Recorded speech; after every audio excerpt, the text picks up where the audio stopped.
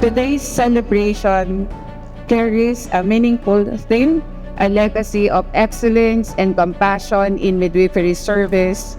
And here in BPSU, this is not just a theme, it is a commitment we live by. Because in BPSU, we do not only aim to produce graduates, we shape professionals who are grounded in excellence and guided by compassion.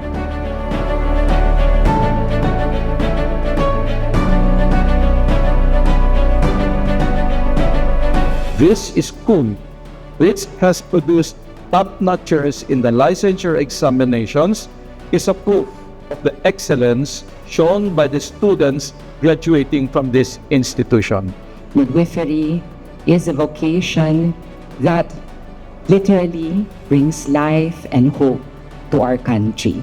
Congratulations to our graduates, wishing you success in your journey, marked by purpose, excellence, and an enduring commitment to compassionate care.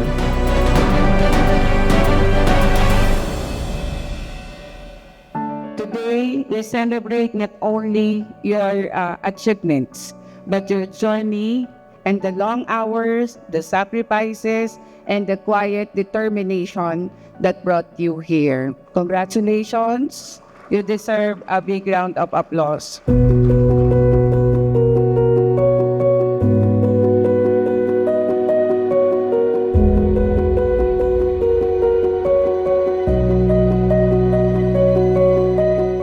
This moment we are celebrating is not built on certainty. It is built on courage, the quiet kind, the kind that shows up even when it is afraid. Because courage is not the absence of fear, it is the decision to move forward despite it.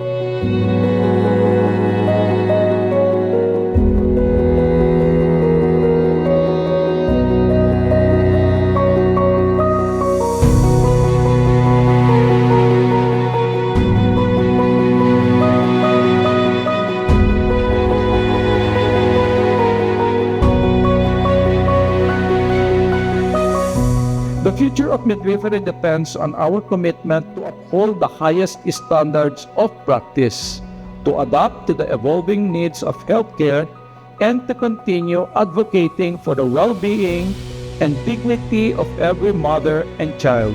Being a midwife is not only about assisting in childbirth, it is about building trust, offering strength, and serving with compassion at all times. And as graduates of BPSU, dala ninyo ang isang mahalagang pamana, a legacy of excellence and compassion.